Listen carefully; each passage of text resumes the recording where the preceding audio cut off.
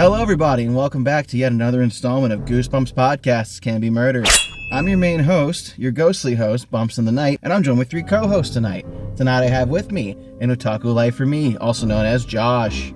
What's up, y'all? How you doing? Next I have the man by many names. Some of you guys know him as Goosebumps Centerton fan, others know him as the Grinch. Hello. Last but not certainly least, we have Brandon Sime, also known as Dead Shock Studios. How's it going? Alright, and today we're doing another Give Yourself episode. For those of you who don't know the rules of the Give Yourself episodes, they're a little different than our regular review. We actually read the book on this kind of episode, and we also play by a certain set of rules. 1, everybody gets one life. We reach the end of a story, that's one life that ends. We're looking for a good ending or a questionable ending. If you don't like a choice the group votes on, you can burn out a life, but that means if we lose, it's your fault. If we come to a tiebreaker where we can't decide where to go because 2 and 2, Brandon will flip a coin. Any questions or concerns on this? None. Okay, Nope. So I'm going to read that little bullshit title page that tells you about stuff, and then we're going to get into it, okay? Okay. Reader beware.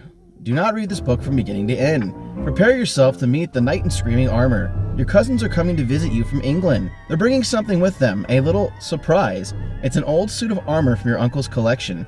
It has a really cool battle axe and a shield, and it has something else too. Orders to destroy you. You see there's an ancient curse that was placed upon your family, and the knight is here to deliver it. And that's not all. A ghastly looking gardener with 3 heads, mudslinging monsters made of goo, and some very nasty sheep are all headed your way. This scary adventure is all about you. You decide what will happen, and you decide how terrifying the scares will be. Start on page 1 and then follow the instructions on the bottom of each page. You make the choices.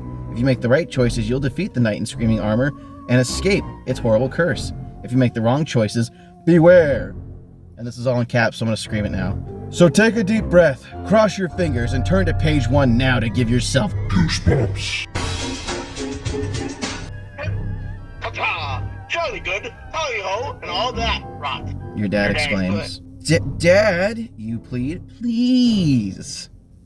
So sorry. He apologizes in his best British accent. We just want your cousins to feel quiet at home now, don't we? It's not every day we have visitors from England. It's been over a year since we've seen them. Jolly good, ta-ta, pip-pip. Your dad says again. Your mom adds. Your Uncle William's giving a lecture at several important American museums. Kip and Abby will be staying with us for a whole week. Isn't that terrific? You only half agree. Kip Saxton is your age. Sometimes he complains too much, but mostly he's a pretty cool kid. His 15-year-old sister is another story. Abby acts like she's the queen of the world. You say, she can be a royal pain. Oh, you'll have fun. Your dad assures you. Uncle Will says Kip and Abby are bringing a big surprise with them. A surprise, you ask? What surprise? Page 2. Before your dad can say another word about the surprise, the doorbell rings. They're here! Your mom calls from the front hall. She opens the door as the airport shuttle van pulls away. Your cousins are standing in the doorway. You haven't changed a bit. Your mom declares as she hugs Abby and Kip. I hope that's not true, you mutter. Your tall blonde cousin is already staring past you and into the mirror behind you. Nice. Hi, you manage to say to her. Abby primps her long golden curls before she answers. Oh, hi. She says as she pats her hair about 100 times. Still the same old Abby, you have to admit. Brandon, go ahead and be Kip as well, since you haven't really had a lot of lines. Alright, forget her. Someone says, laughing. It's Kip. Can you give me a hand? We got more stuff to bring in. Your sandy-haired cousin moves back out onto the front step and points to 2 huge wooden crates. The crates are taller than your dad. What the? You start to say. Artifacts, your dad chimes in. Uncle Will is coming here next week to lecture at the Medieval Museum downtown. I told him we'd store some exhibits to have here until he arrives, but I never expected anything that big. These crates will have to go in the garage. What's in the crates anyway? You ask Kip. Go to page 3. 2 suits of armor. Kip says. That's what's in the crates. They're really old, from the 15th century. We call one of them the Evil Knight. It's been with the Saxton family forever. The other suit was Sir Edmund Saxton's. He's our great, well, you get the picture. The crates are on wheels. You, Kip, and Abby and your dad pull them down the driveway to the garage behind the house. You notice a label on one of the crates. Hey, look at this, you cry. You read the label out loud. Carew, Marie, Madonna, Lamaru. Just kidding. I'm just kidding. Just kidding. I'm about to say, bro, that's not what I have about. No, I'm just kidding. Come on, it was too good not to do. All right. Yeah, that's true. Beware this dark and evil night. Cursed still from long ago until a good knight fights for right. This night brings misery and woe. So, in short, without even going any farther, like this is, let's just pause real quick. I know it's going to happen. I haven't read this. I promise you've never read it. You're going to either open up the other crate as like shit gets real, and the other suit is going to have your grandpa's spirit, and it's going to chaw the other knight, or you're going to get inside that suit and beat the fuck out of the screaming armor. Those are my predictions. I agree with the grandfather one. Okay. So, back to the story. That's kind of spooky, you add. No, don't read that out loud. Kip cautions. Too late. It's an evil curse on the whole Sexton family. A curse? You laugh? You don't believe in curses, do you? Sure I do, and so should you if you know what's good for you. Kip whispers. I guess you've never heard the tale. Turn to page 4 to hear the tale. The tale? What tale, you ask? The legend of the curse of the knight in screaming armor. Years ago, an evil sorceress got angry at the king's best knight, Sir Edmund Saxton, our ancestor. He killed her favorite dragon or something. Anyway, she put a curse on him, the curse of the knight in screaming armor. She made a special suit of armor and sent it to him as a gift. The armor was haunted. It held the spirit of an evil knight. That night, horrible screams and cries were heard from Saxton Castle. In the morning, Sir Edmund and all of his family had been killed. Kip's eyes grow wide as he goes on. All of his family was dead except one son. He had been out hunting. Anyway, he kept the armor. He was too scared to throw it away. The 4 of you arrive at the garage, and your dad reaches down to open the door. This is that armor. Family legend has it that one day it will wake up again, thirsty for Saxton blood. Then it will destroy all that is good, unless a brave and noble Saxton can defeat it. It has to be a member of the Saxton family. Ha! You laugh. I'm related to you, so I'm a Saxton. What's an evil knight's suit of armor going to do to me? Page 96. Oh, really?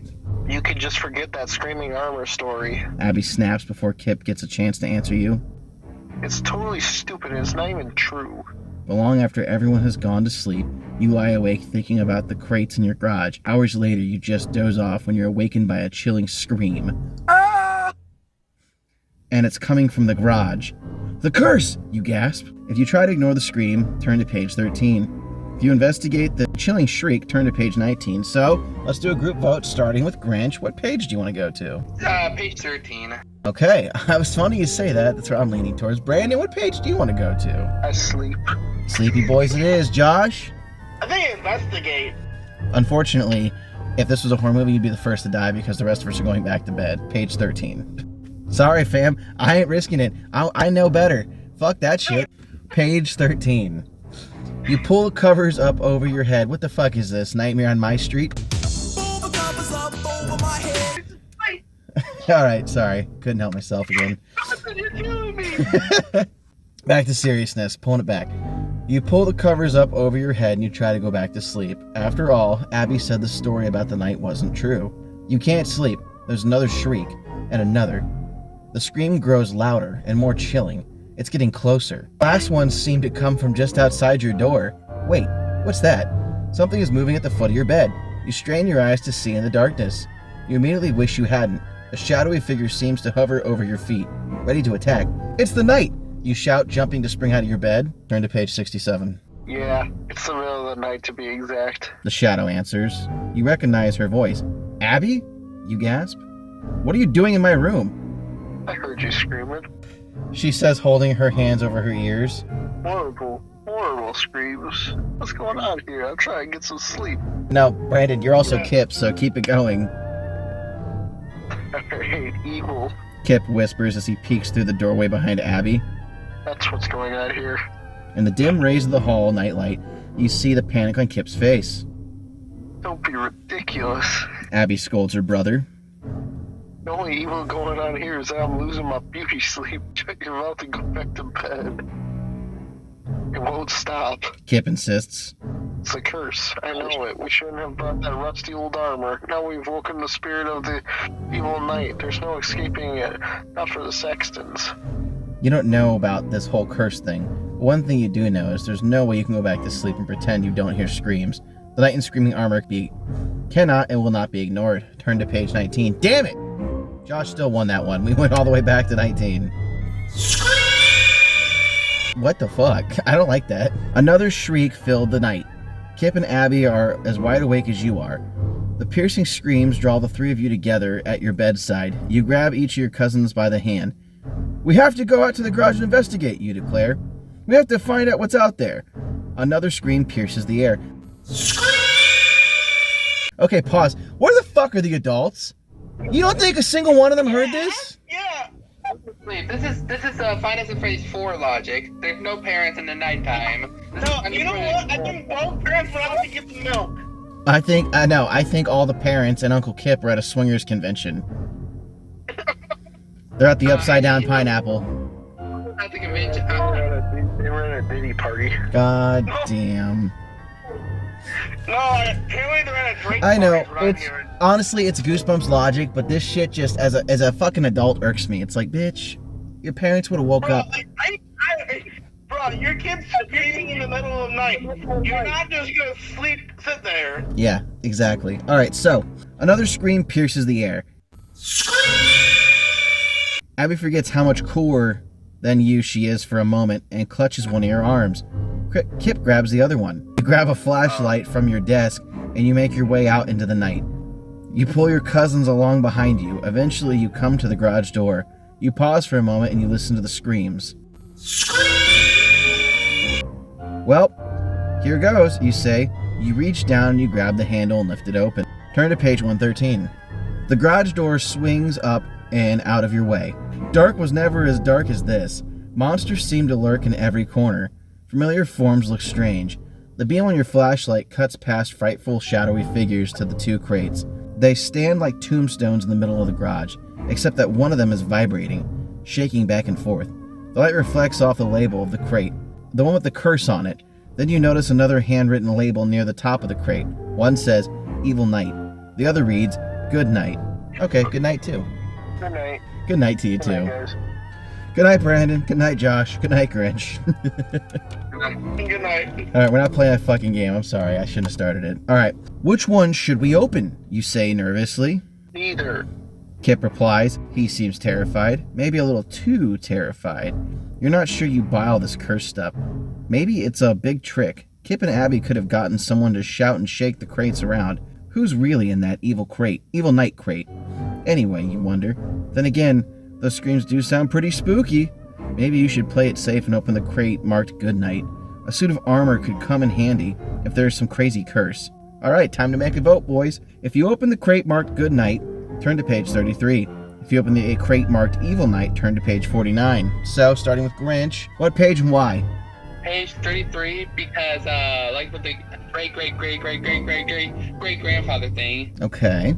Josh, what page and why? Page 33 because I want to have my great grandpappy here. Okay. Brandon, what page and why? I'm gonna live on the edge. I'm gonna go 49 because crazy hamburger. Okay, now listen, before I make my decision, I want you guys to think about something. Do we know 100% certain that those crates are marked correctly? What are the fucking odds that somebody switched the labels? It's possible. It didn't say which box was vibrating. Just to trick you to think that you got the good one. I don't know, I'm just saying, we've got the Houdini before. I'm kind of leaning towards 49, but because Brandon's reasoning was hamburger, and it's not very good logic, I'm just going to go with 33. You lost me at the hamburger, Brandon. Man, you're dealing with someone that's getting over a cold, so... Hey, I respect it, but page 33. Alright, here we go. Page 33. We'll open the Good Night crate, you decide. You don't want to take any chances, but as soon as you say this, an ear-splitting scream fills the garage. The Evil Night crate starts rattling again. The armor inside clanks and rumbles and roars. You cling to Kip, or is it Abby?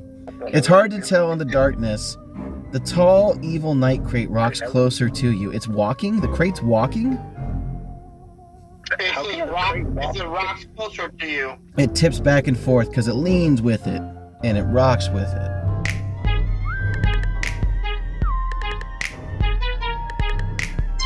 Lean with it, wow, with it. Lean with it, wow, with it. It tips backward and forward, backward and forward. If it falls on you, you'll surely die. You'll be crushed. You try to pull your cousin out of the way. Let's bail, you yell. But you only get a few steps toward the garage door when something blocks your escape. A horrible beast. Kip cries. Abby screams as she's jerked away from your side. Whoa. You accidentally drop your flashlight and it hits the concrete floor with a schmack. Abby! You shout across to her. You start to move to her side. You feel sharp claws scrape across your cheek. Turn to page 15. You jump back and grab your cheek where the claws scraped you. You feel a large welt. You turn away from Abby and you grope along the wall until you find the light switch. Click. One bare bulb hanging from the ceiling floods the garage with a dim light. Suddenly everything gets quiet. Now you see it. The monster blocking your escape route is a lawnmower. The sharp-nailed fingers that raked across your cheek are exactly what they feel like, a garden rake. And the snake coiled tightly around Abby's leg is a hose. I knew it all along. Abby says as she throws the hose aside. This whole thing is ridiculous. But it isn't over yet. Whatever's in the evil night crate demands your attention. The crate lunges forward, knocking Abby to the ground. Page 131. The hanging light bulb starts to spin. Kip struggles to lift his sister to her feet. He looks really scared now. It's going to be up to you to do something. But what? Should you open the evil knight's crate and confront the enemy? Whatever it is, maybe it's just a practical joke. You wouldn't put it past Kip, would you? Then again, maybe there's really a curse. If there is, maybe whatever's in the crate marked Goodnight could help you. You better open one of them. Which will it be? Did we not already make this decision? We said goodnight, then we got thrown around a bunch of bullshit. Now we're saying, all right, let's go down the rabbit hole here. Open the evil night, page 49. Open the good crate, page 38. Brandon, what page do you want to go to? I would go 38. Oh, now you want to be good. Grinch, what page? 38. Josh? 38. I personally want 49, but we're going to go to 38. That's fair. Okay. It's okay. How about this? Let's do our first quick save. If we die, if something goes wrong, we'll go back to where we should choose to open the crates, and we'll go back to the evil night crate. Okay? Yeah. That's where we'll jump back in time. That's our Okay. first quick save. Well, because you know how before we used to just go back to our last decision, but we decided in purple peanut butter that was wrong because we just kept Yeah, dying? but you know what? I think we should start calling it that. We can choose moments or choices now as a new rule for we call it a quick save. So if we die, we go back to that moment. I think we should each only get one quick save, so I'm going to use that as my quick save. Oh, the same with lives. Yeah, so we have 3 quick saves left and 4 lives left. Alright, page 38. We have to free the good knight, you yell over the screams of the heavy clanking. Maybe you can help us fight the curse. Kip sputters fearfully. Just open the thing. Abby snaps. Get over with. Your fingers fly over the buckled leather straps that hold the crates closed. I got the strap at the bottom. Kip says, moving next to you. Abby just watches you work. You and Kip work together to pry open one side of the crate. The clanking is louder than ever. As the crate slams to the floor, you pick up your flashlight and you shine it inside. Abby is the first to gasp. Turn to page 50. You peer into the open crate. There's a flash of light, and then there's nothing in that crate. There's nothing in this crate, you exclaim. I thought you said there was armor in here. Abby huffs, acting cool again. But no, it's gone, okay? That's impossible. Kip argues. If crate weighed a ton when we moved it in here, Abby glances back at the empty crate. someone must have taken the armor, that's all, for crying out loud. Oops, wrong thing to say. The bone-chilling scream of the evil knight turns into a hideous, wicked laughter. It's the curse! The evil knight killed Sir Edmund Saxton, and now he's taking his armor. What's next, you say in disbelief? Or who? Then you see something. There, resting on the floor of the crate, a jagged piece of parchment paper. So you pick it up? This cursed thing seems to be less and less silly by the second. If you pick up the paper and want to see what it says, turn to page 70. If you decide this whole business is too weird for your taste and it's time to close the crate back up and call the police, turn to page 9. That's a rarity. Goosebumps never calls the popo. Yeah, I think let's do 70. Okay. Josh wants a little adventure in his life. Grinch? 70. Brando? No, I gotta have a little adventure in my life, 70. 70 it is. You bend down and pick up the jagged-edged piece of paper. There's writing on it. Hey, look what I found, you exclaim. It's a note, or a piece of one. You read it. Only a knight and Saxton born can break the curse that now we mourn. But they who wear Sir Edmund's steel must prove their courage and strength are real. Before the break of day brings light, one good shall fight one evil knight. That's funny. It sounds like a challenge. How boring. Abby complains. They who wear Sir Edmund's steel, you read again. What do you think that means?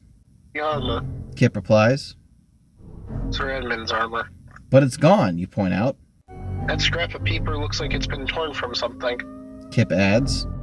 If we can find more pieces of the poem, maybe we can figure out where the missing armor is. It's like a puzzle. That's the stupidest thing I've heard. Abby says. And then she rubs her eyes. I'm sleepy. Kip yawns a big yawn. You feel it too. An overwhelming urge to fall asleep.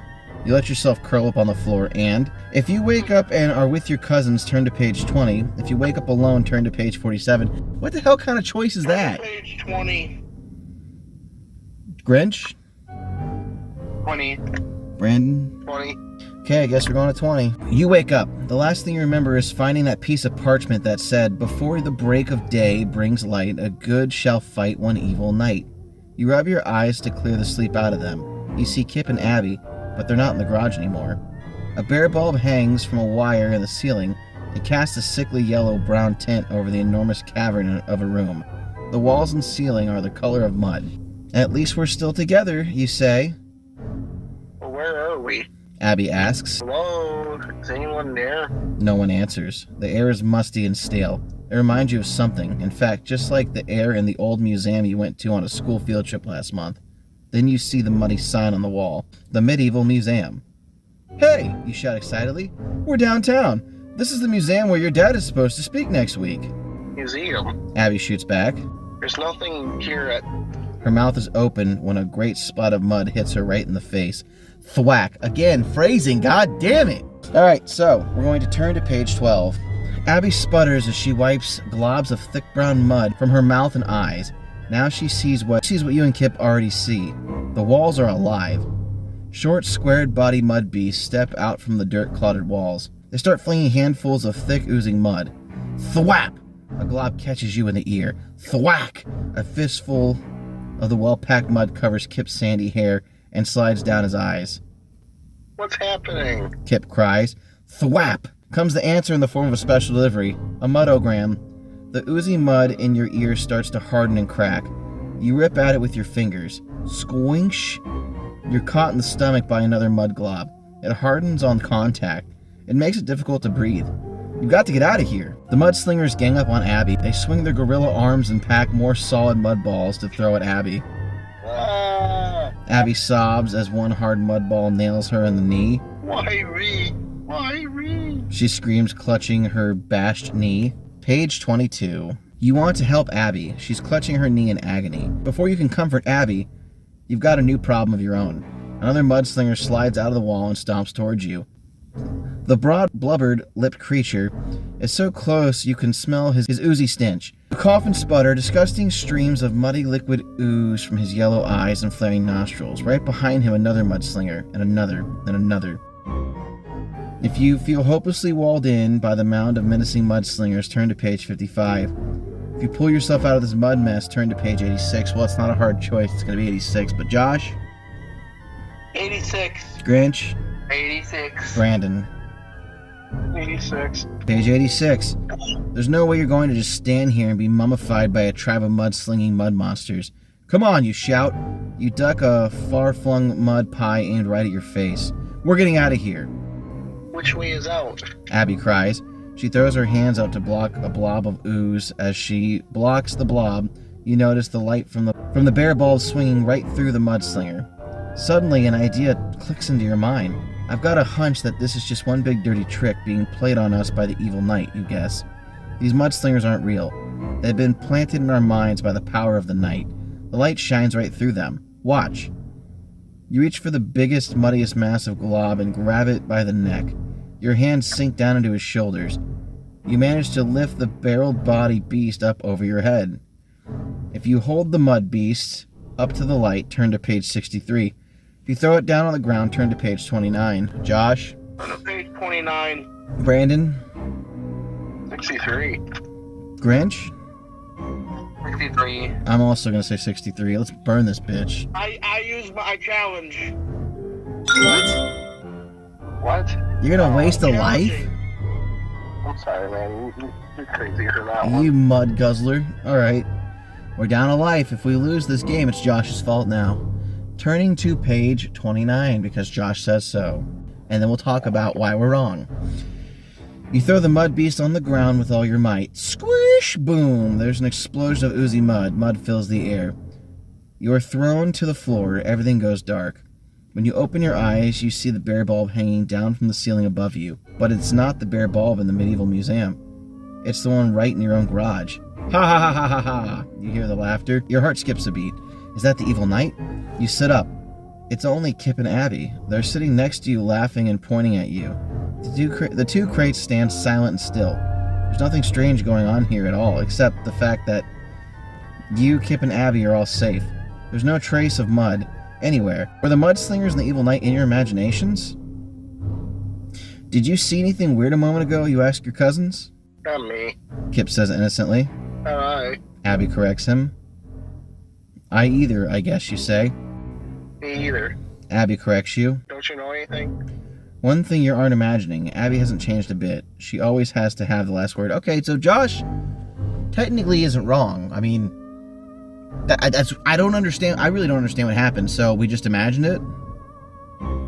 So it's like They gave you a scary story, you freaked out, and they laughed at you. But you kind of expected it the entire time. Okay, so going around the group, do we agree that this is the canon ending, starting with Grinch?